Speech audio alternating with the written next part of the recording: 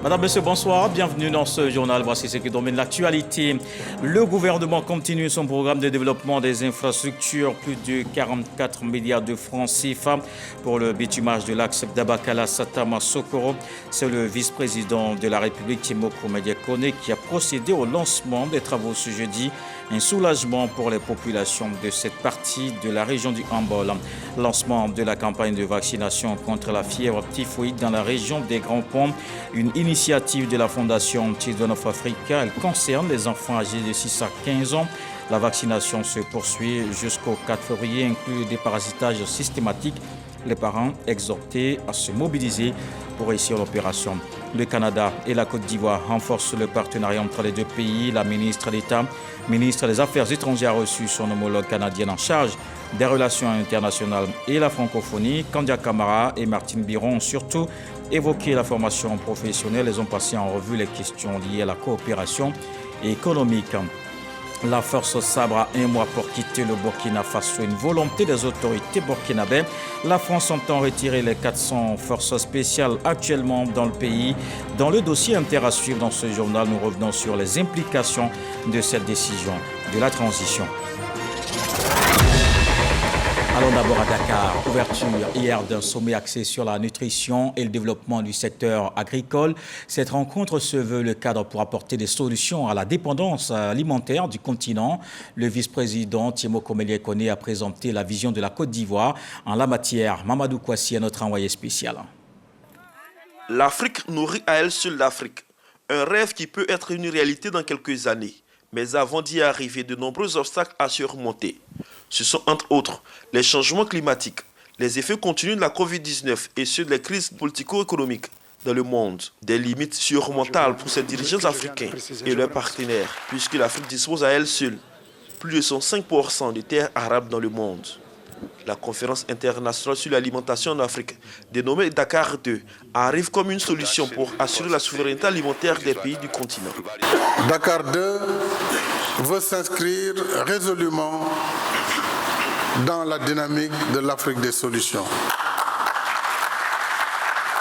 Une Afrique donc qui puise dans son énorme potentiel pour se nourrir par elle-même et aider à nourrir le monde. C'est notre raison d'être ici aujourd'hui à Dakar. Nous voulons rester combatifs, résolus à surmonter nos obstacles pour relever les défis devant nous. En soutien au Sénégal et à l'Union africaine pour la tenue de ce rendez-vous, la BAD, Banque africaine de développement, se félicite du potentiel dont dispose le continent africain. Le président de la BAD soutient que ce potentiel doit être accompagné de technologies et d'infrastructures, d'où l'appui de sa structure de 10 milliards de francs CFA pour les 5 prochaines années, afin de financer le projet de souveraineté alimentaire. Participant à la session inaugurale, le vice-président de la République, Timoko Mediakone, a donné la vision du président de la République, Alassane Ouattara, sur la transformation de l'agriculture. Depuis quelques années, nous avons fixé un objectif de transformation. Comme le président Macky Sall l'a dit tout à l'heure, pour être présent dans la chaîne du début jusqu'à la fin, il faut conserver, il faut transformer. Alors, l'objectif qui a été fixé, c'est de faire de telle sorte que au moins 50% de la production soit transformée localement par des entreprises qui sont installées sur place. Et c'est ça qui permettra justement de profiter au maximum de la chaîne de valeur. Je dois dire que les résultats sont très encourageants.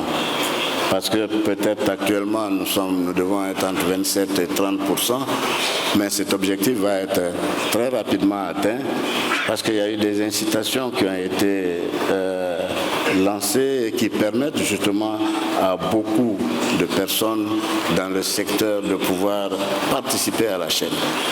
D'une façon générale, cette approche qui a fait que le président de la République de Côte d'Ivoire a déclaré l'année 2023 comme l'année de la jeunesse, pour que justement ces jeunes aillent dans ce processus de transformation des produits locaux pour ajouter de la valeur et pour que ces producteurs en profitent le maximum possible.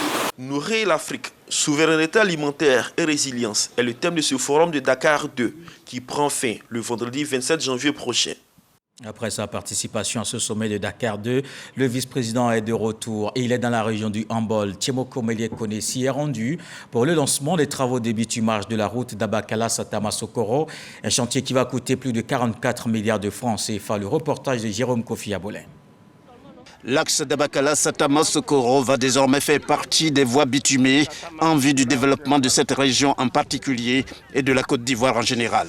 C'est pour en faire l'annonce que le vice-président de la République, Tiemoko Mélié-Koné, est accueilli ce jeudi à Dabakala par les populations en liesse. Population ici représentée par le maire de Dabakala et le député de Satama-Sokoro, Satama-Soukoura, Bassawa, comme porte-parole. Excellence, monsieur le vice-président, vous sentez avec nous la ferveur des populations. C'est pourquoi nous vous demandons de bien vouloir déposer vos bagages et disposer des clés de la ville afin que vous reveniez à la maison voir vos parents et vous reposer dans le Jimini chaque fois que le besoin se fera sentir. Le lancement des travaux de bitumage de l'axe d'Abakala-Satama-Sokoro augure d'une amélioration des conditions de vie et de développement, car, comme l'adage le dit, la route précède le développement. Pour le ministre de l'Équipement et de l'Entretien routier, dont le département est le maître d'ouvrage, ce projet constitue une autre étape de l'action du gouvernement. La section routière d'Abakala-Satama-Sokoro constitue une voie stratégique pour la région. Elle permet de relier les peuples Djamala et Jimini d'une part et d'autre part assurer la liaison vers les régions du Gbeke et du Tchologo. La réalisation de cet itinéraire procurera à n'en point douter des avantages socio-économiques indéniables pour les usagers grâce à la réduction du temps de parcours, du coût d'exploitation des véhicules et du coût de transport. Les populations de la région pourront ainsi facilement écouler leur production vers les centres de commercialisation et rentabiliser leurs investissements. Excellence, Monsieur le vice-président de la République, c'est le lieu pour moi de rendre et de faire hommage à son Excellence, Monsieur le Président de la République, qui, ayant placé l'amélioration des conditions de circulation des personnes et des biens au cœur de sa politique publique, permet aujourd'hui de réaliser cet important projet pour les populations de cette partie du pays. Le vice-président de la République, pour sa part, se félicite du fait que ce projet va apporter beaucoup de bonheur aux populations bénéficiaires. C'est avec une grande joie et surtout un immense bonheur que je partage ces moments avec vous à l'occasion de cette cérémonie de lancement des travaux de bitumage de la route d'Abakala-Satama-Sokoro.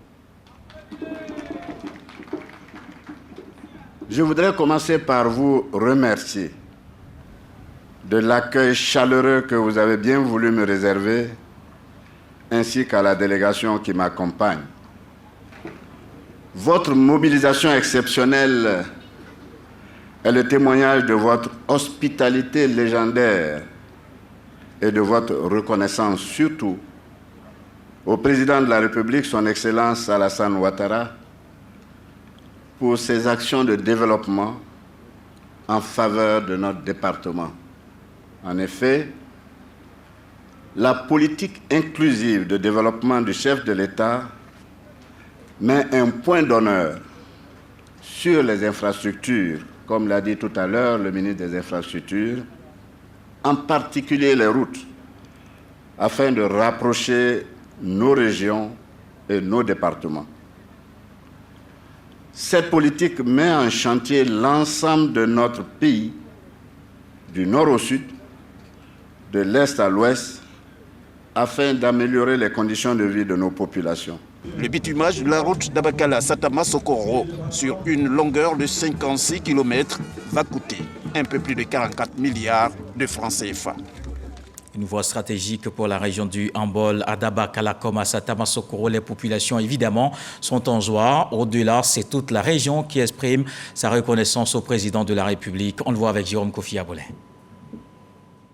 Elle est longue de 56 km. La route d'Abakala-Satama-Sokoro Son bitumage, annoncé par le vice-président de la République ce jeudi 26 janvier 2023, ne peut que faire des heureux, comme en témoignent quelques ressortissants de cette localité, désormais sur la voie du développement. C'est une voie qui vient ouvrir Dabakala, j'allais dire, au reste du monde. Parce qu'en passant par Dabakala, pour aller à Bouaké, c'est la voie la plus proche, la plus courte, 120 km. Et depuis notre enfance, on nous disait que cette voie devrait être bitumée. Aujourd'hui, c'est une réalité. C'est tout le peuple guinéen qui dit merci au vice-président de la République qui est venu poser la première pierre et le président de la République, son Excellence Alassane Ouattara, qui en a donné l'autorisation. Je remercie d'abord le président de la République, le président Alassane Ouattara, qui, du jour et nuit, sont en train de se battre pour cette région, en train de se battre pour la Côte d'Ivoire, pour que les filles et les filles de ce pays soient libres. Parce qu'ils nous disent que la route procède le développement. Effectivement, nous sommes très heureux, très contents. Avec cette route, ça va désenclaver toute une population. Depuis un certain temps, beaucoup de nos produits restent stockés dans les champs. On n'arrive pas à rejoindre Dabakala. Je pense qu'avec cette route, nous allons évacuer tous nos produits. Nous n'avons plus de problème. Et vraiment, nous disons grand merci au président de la République d'avoir pensé à nous et spécialement sur ce tronçon. Le responsable chargé d'exécuter les travaux se sent aussi fier d'apporter sa pierre à la réalisation du projet. Aujourd'hui, nous sommes là pour bitumer la voie qui a une largeur de 10 mètres et aussi la structure de chaussée se compose de GNT et aussi avec une couche d'enrobé. Ces travaux consisteront premièrement à la libération et au dégagement des emprises, aux terrassements généraux, à la construction des ouvrages hydrauliques et la construction des différentes couches de chaussée. L'exécution de l'ouvrage va durer 24 mois. Et ici, dans le sud, la santé des enfants au cœur des préoccupations de la Fondation Children of Africa. Ceux âgés de 6 à 15 ans dans la région des Grands Ponts doivent se faire vacciner contre la fièvre typhoïde. Une opération gratuite. La campagne de vaccination lancée ce jeudi. Le reportage de Viviane Haïm. Depuis ce jeudi 26 janvier, la caravane de vaccination de la Fondation Children of Africa est dans la région des Grands Ponts qui comprend les départements de Grand Laou, Jacquesville et Dabou, pour une grande campagne de vaccination gratuite des enfants de 6 à 15 ans contre la fièvre typhoïde ainsi que leur déparasitage. C'est par Dabou qu'a démarré cette campagne de vaccination. La cérémonie de lancement a réuni ce jeudi sur la grande place Henri Konan Bédié le corps préfectoral de la région, le président du conseil régional, les élus du département de Dabou, les chefs traditionnels, les autorités religieuses, les populations sorties en grand nombre. Cette action sanitaire conduite par la Fondation Children of Africa rencontre une large adhésion des populations de cette région qui enregistre un taux élevé d'enfants atteints de maladies infectieuses. C'est d'un cœur reconnaissant qu'elles ont exprimé leurs remerciements à l'endroit de la première dame de Côte d'Ivoire, Dominique Ouattara, représentée pour l'occasion par la directrice nationale de la Fondation Children of Africa, Nadine Sangaré. Je prends la parole au nom de toutes les populations de la région des Grands Ponts pour manifester l'immense joie qui m'anime ce matin de voir notre région bénéficier de cette importante activité que constitue donc la campagne de vaccination contre la fièvre typhoïde. Et je voudrais remercier la Première Dame, lui exprimer toute la reconnaissance de la région des Grands Ponts pour cette activité de haute importance qu'elle est en train donc de mener dans notre région. C'est vrai que la Première Dame vient avec la fondation que je voudrais saluer, Manuel Antonio Mota. Je voudrais donc exhorter les parents.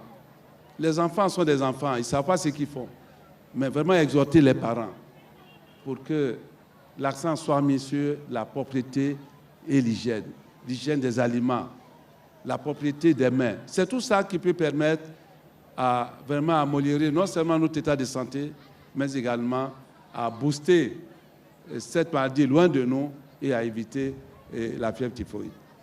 Merci. Merci, Maman Dominique. Merci, Children of Africa, pour l'acte que vous posez en ce jour. Ce sont 10 000 enfants qui vont recevoir gratuitement au cours de cette campagne de vaccination une dose de vaccin et un déparasitant.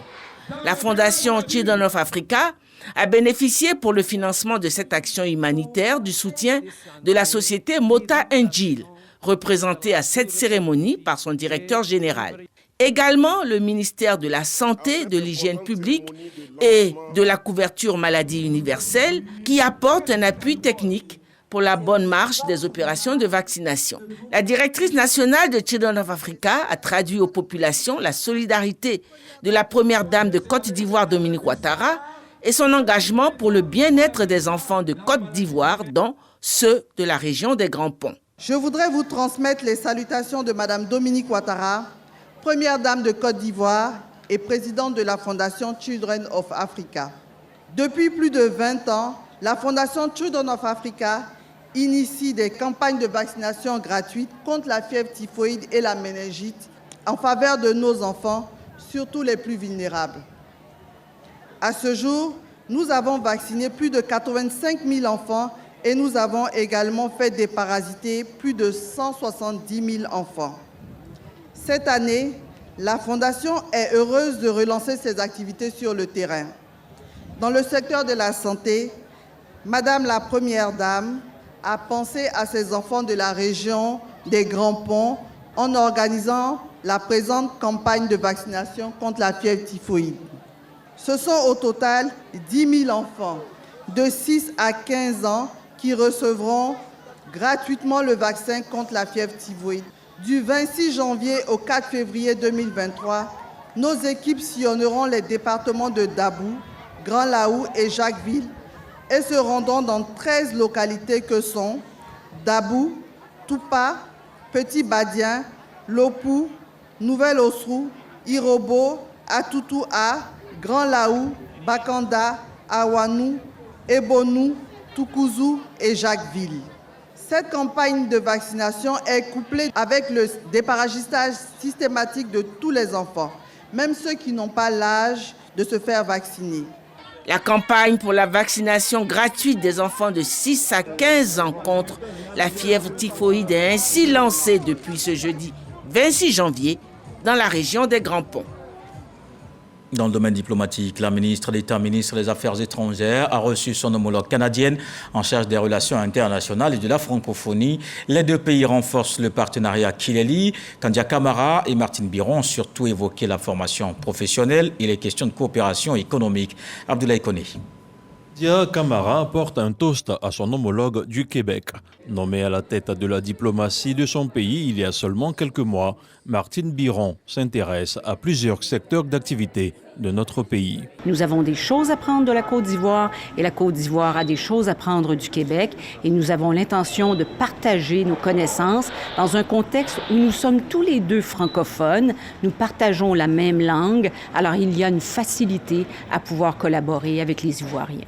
Après son exposé sur la résilience de l'économie ivoirienne, la ministre d'État, ministre des Affaires étrangères, de l'intégration africaine et de la diaspora a incité le Québec à prendre sa part d'investissement en Côte d'Ivoire. Nous avons décidé d'industrialiser notre économie avec toutes ces industries qui se créent. Nous avons besoin de jeunes pour justement occuper ces postes-là. Donc c'est la raison pour laquelle nous saluons Madame la ministre, sa vision, mais surtout ce qu'elle nous apporte aujourd'hui, cette opportunité aux jeunes de Côte d'Ivoire d'être bien formés et puis être prêts pour aller sur le marché du travail. Cette première visite de Mme Biron à Abidjan démontre l'importance pour le Québec d'approfondir ses relations avec l'Afrique, plus précisément dans le domaine politique et économique. Le ministre de l'Enseignement technique et la formation professionnelle fait le bilan de l'année écoulée avec ses collaborateurs. Kofi Nguessan a mis en lumière deux projets, l'Académie des talents et l'École de la deuxième chance, deux initiatives qui permettront de résoudre la question de l'employabilité. Issa Tionayo. L'Académie des talents et l'École de la deuxième chance. Ces sujets ont fait l'objet d'échanges entre le ministre de l'Enseignement technique, de la formation professionnelle et de l'apprentissage et son personnel au sein du lycée technique à Cocody. Kofi Nguessan a adressé à cette occasion le bilan de ses activités de l'année écoulée. Concernant l'école de la deuxième chance, on leur a expliqué que nous avons un stock de jeunes diplômés sans emploi. L'objectif du ministère de l'enseignement technique, la formation professionnelle, l'apprentissage, c'est en synergie avec les entreprises, avec le secteur productif, de identifier, déterminer les besoins, former ces jeunes et les insérer en activité. Le deuxième axe qui était l'Académie des talents. Alors, c'est un programme qui vise à réhabiliter nos infrastructures, à construire de nouveaux lycées. La pratique du sport dans les établissements techniques et professionnels. Le ministre Kofi Nguessan entend l'intensifier pour développer l'intellect des élèves. Le sport va jouer un très grand rôle parce que le sport va créer les conditions de brassage entre les jeunes. Le sport va faire tomber les barrières entre les enseignants, les étudiants. Le sport va permettre de comprendre les problèmes effectivement des jeunes, les difficultés. Donc, on fait du sport une priorité dans le domaine de la formation technique, de l'apprentissage. Parce que aussi, faire du sport, c'est la santé. C'est le lieu de rappeler que dans le cadre de l'école de la deuxième chance, plus d'une trentaine de jeunes ont déjà été formés en France et insérés dans la vie active. Une dynamique que le ministre Kofi Nguessan promet de poursuivre afin de résoudre la question de l'emploi des jeunes en Côte d'Ivoire. Dans l'actualité politique, Pierre Magne a rejoint hier le RHDP. Il a fait sa déclaration ce mercredi devant le secrétaire exécutif Sissi Bakongo et plusieurs cadres du parti. Le nouveau membre entend prendre toute sa place dans la grande famille des oufouettistes. Le reportage de Sidonie Davila. Pour ses premiers pas en politique, Pierre Magne choisit le RHDP. Cette adhésion annoncée ce mercredi en début d'après-midi devant des membres du directoire du Rassemblement des oufouettistes pour la démocratie et la paix lui permet de faire un saut dans l'arène politique. La nouvelle est bonne en ce sens que, comme vous le savez, les autorités coutumières d'Assini, avec à leur tête le roi du peuple Souma, m'ont confié la charge d'être leur candidat aux prochaines élections municipales. En acceptant donc cette mission qui m'a été confiée, j'ai jugé qu'il était utile de rejoindre le président de la République et son parti, le RHDP, pour l'accompagner dans l'œuvre gigantesque qu'il a entreprise pour le développement de la Côte d'Ivoire en général et pour Assini en particulier.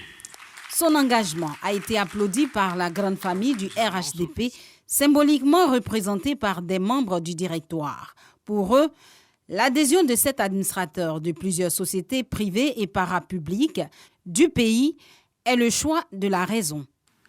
En ce moment précis où le Sud Comoé fait partie des régions de la Côte d'Ivoire bénéficiaires de l'œuvre du président de la République, on peut difficilement imaginer qu'au plan politique, Assini ne soit pas dans le train du RHDP. Tu viens donc dans une famille où il n'y a que des frères et des sœurs disposés et prêts donc, à te donner les conseils qu'il faut pour te sentir bien en famille.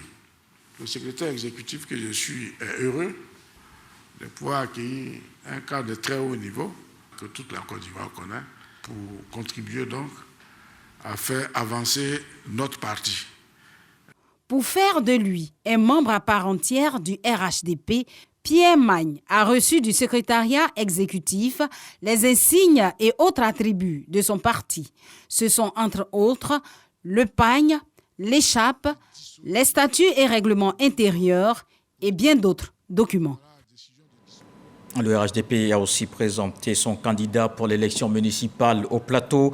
C'est Fabrice Saouyon qui ira à la conquête de ce siège pour le compte du Rassemblement des oufouettistes pour la démocratie et la paix. Il a été présenté aux militants en présence de plusieurs cadres du parti. Il a exprimé sa reconnaissance à la direction du RHDP et entend mériter de sa confiance. Dans le reste de l'actualité, après plusieurs jours de confusion, le porte-parole du gouvernement burkinabé a confirmé lundi que les autorités de Ouagadougou avaient demandé le départ des troupes françaises. Près de 400 forces spéciales françaises qui se trouvent au Burkina Faso actuellement ont un mois pour quitter le pays. L'ambassadeur de France, Luc Alade, a été rappelé par Paris pour consultation, a déclaré le ministère des Affaires étrangères ce jeudi. Alors comment le Burkina Faso entend-il lutter contre le terrorisme? Le pays a-t-il surtout les ressources pour garantir l'intégrité du territoire? Des réponses à toutes ces questions et à bien d'autres dans le dossier Inter avec Michel Digley.